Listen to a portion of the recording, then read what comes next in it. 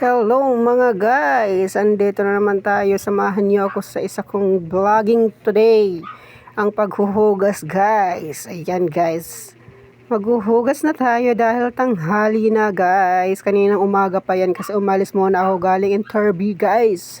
Pinuntahan ko muna interview guys. Yung tipong inutusan ka maghugas pero dapat masarap ka pa rin. Ganyan dapat. O diba mga guys?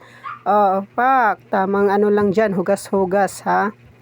Ganyan tayo maghugas guys. Actually guys, katatapos ko lang dyan kasi kumain guys.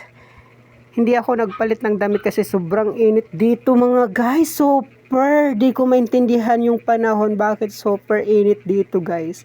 Pero dapat, pag naghuhugas tayo, dapat maganda pa rin kahit alam mong pagod ka na. Hi, pagod ka na? O diba mga guys, akala mo naman ganda ang sarap-sarap. O diba guys, akala mo yun, maghuhugas ka lang pero dapat nakabra ka. Haha, ganyan kasi dapat mga guys, diba?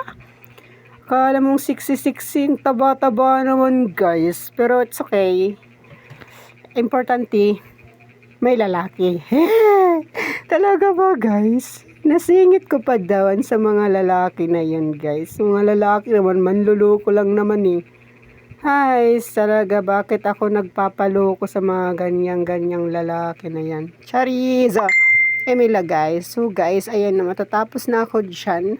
Kasi, hinugasan ko ng kaldero namin. Wala na kami guys, sasaingin mamayang gabi guys. So, ayan.